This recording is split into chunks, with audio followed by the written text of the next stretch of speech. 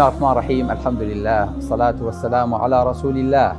ئاخۆ نایبینن ئەوانەی کە لە لەشی ئینسانە دیارن وەکو دەست و قاچ و ماسوولکە و ئێسک و سەر و پشت و سک و ئەمانە هەمووی ئەندامی دیارن. ئەمانە پێکهاتەی قەبەن لە لەشی ئینسانە. ئەمانە ئەبینین بەڵام شتێک کە بە چاوی سەر نایبینین و پەنهانەوە لە پشتی پەردە و کەوالیسەوە ئیشەکات. هەوڵمان داوە ئەوانە بینەوە پێش بۆ جەنابتان بۆ ئەوەی کە بزانین ئەم ئەندامانە بە چ دقەتێک و بە چ وردویەک لەناو ئەم لاشەیی من و تویا ئیشەکەن. چۆن زەرورە لە کۆمپیوتەرەکەت شارەزابی نەبادا خەلەلێکی تێبکەوێ، ئاوا زەرورە لە مۆبایڵەکەت زەرورترە لە لاشەی خۆش شارەزابی. باسی ئەندامێکەکەین کە هیچ سەنگێکی نییە، هیچ ئەرزشێکی نییە، کە هەموو ڕۆژێ خۆتە کێشی هیچ لە وەزنی تۆ زیاد و کەم ناکا. بۆ چونکە لە 70 کیلۆی لەشی تۆیە تەنها 4 گرامی بەرەکەوێت، واتە بەقەدەر دەنکە بادەمێک. ئەم ئەندامە یەکێکە لە گەورەترین ئەندامەکانی مامۆستا تۆ 4 گرامە، بەڵێ یەکێکە لە گەورەترین ئەندامەکانی لاشە. بە قەبەینا بە قەبارەینا نەخێر، بەڵکو بە ئیش و بۆ فەنکشنانەی کە ئیکەن بۆ لەشی من و تۆ. ئەمە یەکێکە لەو ئەندامە لێگەڕێن. با بچینە شوێنی خۆی لە شوێنی خۆیان باسیکەین، چونکە بەڕاستی هەرچی لەبارەوە باسکەیت حەقی نادەی. لەبەرەوە با بچین لە مەیدانە باسێکی ئەم ئەندامە بکەین بزانین چکارەیە. سلام علیکم وعلیکم السلام ورحمة الله وبركاته. دکتۆری زیرەک توێژەری سەرکەوتوو دەنگ و باستان تۆسێک کاکتۆر جان بەخێر بێ سەر دووسامان. کاکتۆر گیانەوەی ڕاستی بێ خۆت ئاگاداری الحەمدوللا کۆمەڵێک توێژینەوەی زۆرمان کردووە. ئەمجارە پێمان خۆشە وەکوڵە لەم جەستە گەورە و ئەم دنیازە بەلاحای پێمان خۆشە جەنابەت پارتێکمان بۆ بژێری کە تەشوین توێژینەوەی لەسەرکەین. زۆر باش. بەشێکی لاشەتان پیشان بم کە بەشێکی زۆر بچکۆلەیە، نهێنەکانیشی زۆرن، تا ئێستاکەنەش عیلم بەشێکی زۆر کەم نەبێ و ما ئودیتم من العلم إلا قەلیلا لەو شوێنە کەشفی نەکردووە. بۆیە حەزەکەم ئینشاءڵڵا جەنابتان بە چڕوپڕی لەسەر ئەو بابەتە ئیشکەن بۆ ئەوەی کە ژیانتانی لەسەر دانێن. ئەوە لە ئێستا و نەڵێن گەنجین و هێشتا بەدەممانەوە ماوە نەخێر، ژیانتان تاوە بێ توێژینەوە لەسەر ئەم بابەتە تاوە نابێت. لەوانەیە ئیساکەنە جەنابتان بڵێن باسی چیمان بووە کە کاکتۆر. باش یەک بەشی بچکۆلەتان بۆ وەکەم ئالێرانەیە کە پێوتێ هایپۆثەلەمەس. لەو چێ ناویتان بیستوی الحەمدوللا و وەکو توێژینەوە لەگەڵ یا قاڵ ببن. بەڵام ئەوەی کە من ئەمەوێ لێرانەیە باسی کەم ئەوەیە کە ئەم ژێرلانکە ئەوەی کە پێوتێ ژێرلانک ئەم ئەندامە بچکۆلەیە لەو حەجمە بچکۆلەیەیە بە 4 گرام چی ئەکا لە ئینسان، یعنی بەڕاستی غەرایب و عەجایبی دنیا ئەگەر قەول بێ هەبێ ئالێرانەیە. ئەگەر جەنابتان بیبین ئالێرانەیە حەزەکەم وەکو تەشریحی وەکو توێکاری شوێنەکەیتان پیشان بم.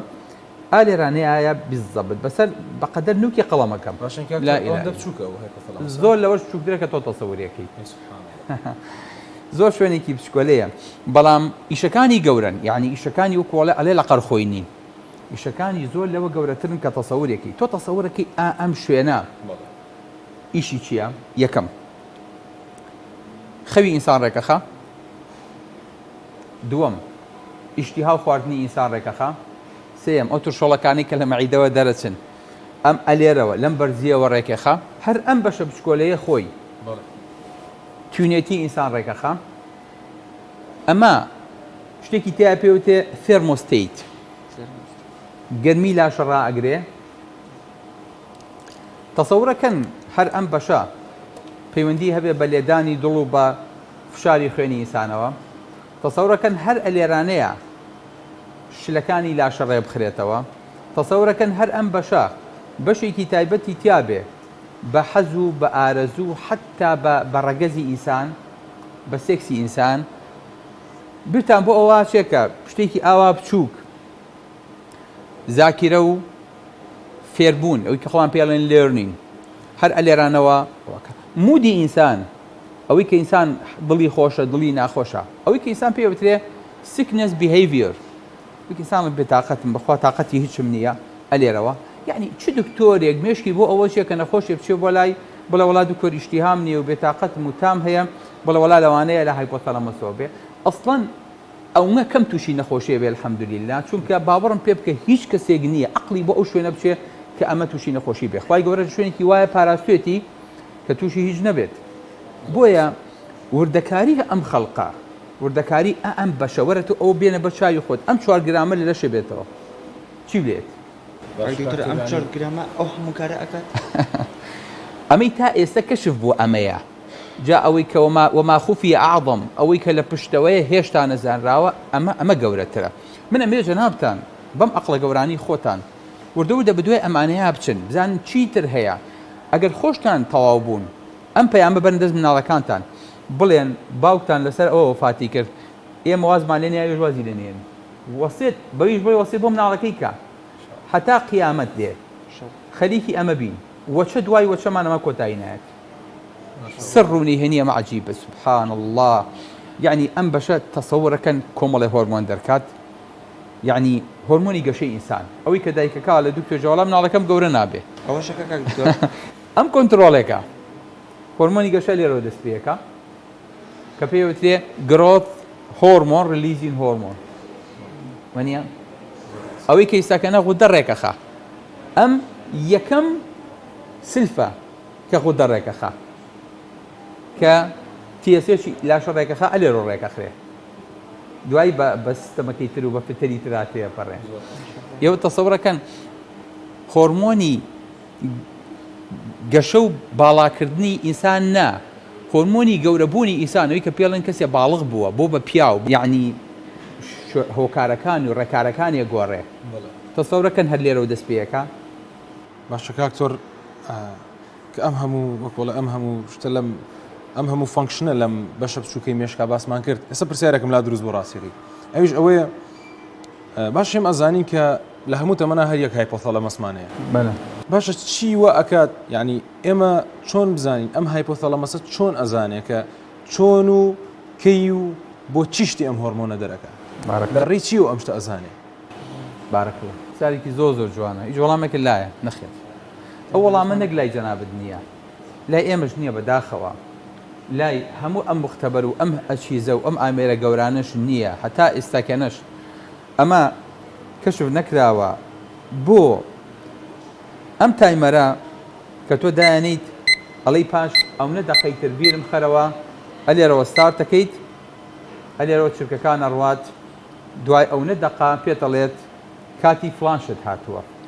غەریبەکە و عەجیبەکە لەمەدایە کە ئەم ئینسانە لە مناڵیەوە گەشەکە ئەم هایپۆتەلەمەتە ڕێک تەوقیتی بۆ گرتووە ئەڵێت تەمەنی لە کچا بوو بە 12 ساڵ کاتی ئەوەی هاتووە کە هۆرمۆنەکانی یەڵا جواب بنێرن بۆ هێلکەدان جواب بنێرن بۆ ڕەحم جواب بنێرن بۆ هۆرمۆنی سەر ڕژێنی سەر گورچیلا جواب بنێرن بۆ پتویتەری هەر هەمووی ئەڵێ ئامادە بن ئەم مناڵە گەورە ئەبێ یعنی دووربینیەکی وای هەیە هیچ کەسێ لەسەر دنیاە هیچ کەسێکی ژیری ئاقڵ بەو شێوەیە بی لە 14 ساڵ 15 ساڵی تر کاتەوە خۆی بۆ حازرکە یەکسەر لە تۆقیتی سفرە ئەو مناڵە گەورە بێت و هەموو شتێکشی ئامادەیە سنگی کردووە ڕیشی وردە سمێڵی بازووی شانی دەنگی مووی لاشەی هێلکەدانی باتووی لە پیاوە هەموو ئەمانە هەر هەمووی ڕێکە خات ئەنجاڵە فەرموو گەورە بە لا ئیلا ئەگە گەورە نەبوو ئەزانی ئێمە چیمان بەسەر دێ لە کاتێکە نەخۆشێکمان دێ و گەشەی نەکردووە و گەورە نەبووە و خەڵک معاناتی هەیە لەن کاو توێژە مناڵەکەمان هێشتا تەمەنی 18 ساڵ و هێشتا گەورە نەبووە یەکسەر ئالێرەوە ئیعازەکە کە نەنێرا لە خوارەوە پەکێکە بێ زۆر بچوک دیارە یعنی زۆر لا ئیلا عەزەمەتی ئەمە عەزەمەتی ئەوە دەرەخا کە دروستی کردووە بەڕاستی بۆیە من ئەڵێم ئەگەر دکتۆر ئیمانی نەبوو دنیا و قیامەتی ڕوا لەبەرەوە ئینشاءڵڵا محاولە بکەن کە ئەمە تانزانی ئەمە پاڵ بنەوە بە کەسێکەوە کە ئەسبابەکان ڕێکەخا نەک بێن بەس وەڵای ئەمە دۆزیمانەوە ئەمە بۆ خۆی هۆرمۆنیە دەرەکا پێوترێ ئەنتیداروتی هۆرمۆن ئیترەوە هۆرمۆنی دیژەمیزکردنە ئیترۆ یعنی چی بابەجان تۆ جارێ زانی هۆرمۆنەکە چیە زانی لە چی پێکاتوە زانی چۆن ئیشەکە لەبەرەوە بەس ناو نەدۆزینەوە لە شتەکان و وابزانین هەموو شتێکمان کەشف کردووە ئێمە هەتا ئیستاکێنە بە دوای ئەوە وین نهێنیەکانی لاشە کەشف بکەین نەک ئیبداعیتیا بکەین نشتی بۆ زیاد و کەم بکەین لەبەرەوە زۆر جێ خۆیەتی کە ئەمانەمانزانی ئیمانمان بە پەروەردگارمان پتەوترکە. کاکتۆر پرسیارێکم بۆ دروست و ئەویش ئەوەیە مەسەلەن لەو فەرەزنا کاتژمێرێک دانرا و تایمەرێک ڕاگیرا بۆ هەمووی، بەڵام ئەم کاتژمێرە تەنیا بە یەک کاتەوە ڕەبتە و ئەبێ لەسەر هەموو مرۆڤەکان وەکو یەک بواە. ئایا ئەم هایپۆتەلەمەسە لە هەموو مرۆڤەکانە وەکو یەکە؟ مەبەستەکەم لێرە ئەوەیە واتە ئەم مرۆڤە لەوە چێ لە تەمەنی 12 ساڵی و یەک مانگیە ئەم هۆرمۆنی بۆ دەردرێت، ئەم لە تەمەنی 12 ساڵی و 15 ڕۆژیە. ئەم جیاوازیە لە چیەوەیە کاک دکتۆر؟ ئەم جیاوازیە لە جیاوازی بوونی ئینسانەکانەوە دێ. من و تۆ لە یەک ناچین، تۆ کەسێکی تر باڵاتان، کێشتان، ڕەنگتان، جوانیتان، ناشرینتان ئەمانە بەپی ئەمانە ئەگۆڕێ، بەڵام لە ئەڤێرجە هەر غەڵەت ناکە. بالضبط هەر تەوقیتەکەی ڕاستە. لەوە عەجیبترتان پێ بڵێم، ئێوە چۆن پێم یەکە بیدایەت پێم وتم خەوڕێکە خا. باشە ئەمە چۆن لەو پشتەوەیە ها لەو تاریکاییایە، باشە چۆن نەزانی ئەمە شەو ڕۆژە چۆن جیایە کاتەوە. خۆی عەجیبەکەی لەمایە تۆ تەسەوڕەکەی سێرکاتیان ڕتمیکایە لەو کاتەیە کە کاتی خەوت دێ ئەڵێ کاتی نوێژی خەوتنەوەی سەکەنا باشترین کات بۆ خەوتن، نوێژی بەیانیاڵە باشترین کاتە بۆ هەستان و بۆ چالاکی. هەبوو شێوەیە نا لەمانە هەمووی گرنگتر و گەورەترتان پێ بڵێم، ئێمە مامەڵە لەگەڵ چیاکەی لە مێشکە مامەڵە لەگەڵ دەمارەخانەیەکەین وایە پێوترێ سیستمی دەمار، پێوترێ نێرڤە سیستم وایە. ئەی هایپۆثەلەمەس چی دەرەکە؟ لا ئیلا ئیلا الله هۆرمۆن دەرەکە.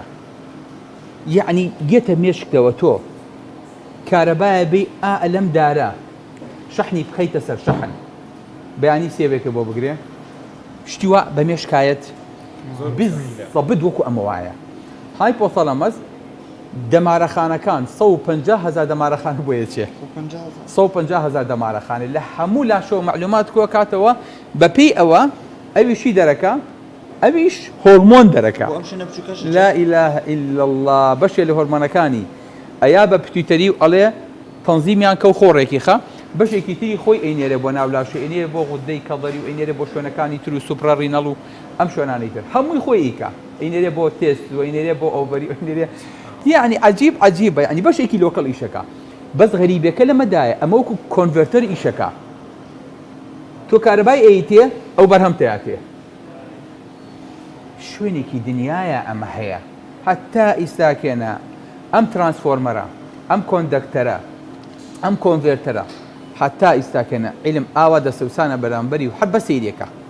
ئەگەر نەش بواە نە ئینسانە بوو نە ژیانە بوو نە گەورەبوو نەبوو نە زاوزێ بوو نە ئەمانتوانیش دوای خۆوانەوە چە بخەینەوە.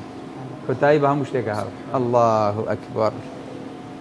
هەڵەن چی ئەو بەرامبەر بەمە ئاەتێکم بۆ بنێن پێ بڵێن لەگەڵ ئەمە زۆر بگونجێ. سبحانك ما خلقت هذا بارك الله سبحانك ما خلقت هذا باطلا فقنا عذاب النار. بارك الله فيكم جزاكم الله خير.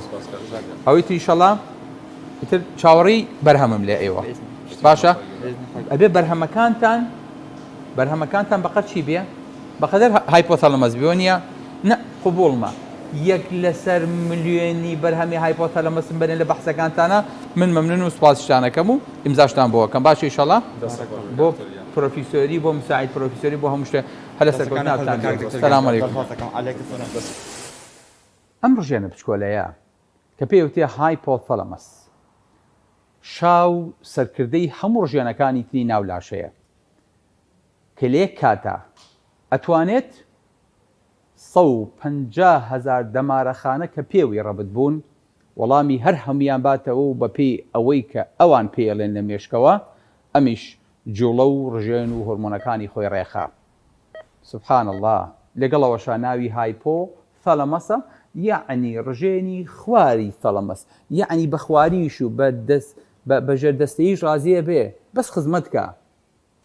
ئەم ژێرلانکە کارەکەی لەگەڵ لانک و لەگەڵ پێشکەیە دەست پێ ناکە بەڵکو هەر لە ناوسکی دایک و لە کۆرپەلەیەوە کارەکات هەتاوەکو قومات و هەتاوەکو کاتی کفنەکە ئیش بۆ ئینسانەکان دەکا و بەبێ وچان هەوڵەدا و ڕژێنە ڕژێ و ئەم لاشەیە جوان و ڕێکە خات. بۆی ئەگەر هەموو ڕۆژێک 31 جار وەکو سوورەتی ڕەحمان بڵین فەبیئەیی ئالای ڕەبیکوما تکەذیبان بەشی ئیشێک لە ئیشەکان و فرمانێک لە فرمانەکانی ژێلناکمان نەداوە. خۆزگای ئێمەش سەرکردەیەکی ئاوا متەواضع و ئاوا گەورەمانە بوو کە شەو ڕۆژی بۆ خەڵکی ئەخستە سەریەک و خزمەتێک کرد و وەکو ئەڵێ خزمەتکارێکی سەرکردە ئەبوو لە هەمان کاتە. عومەر ئاسا. سەلام عەلەیکوم وەڕەحمەتوڵڵاهی وبەرەکاتوه.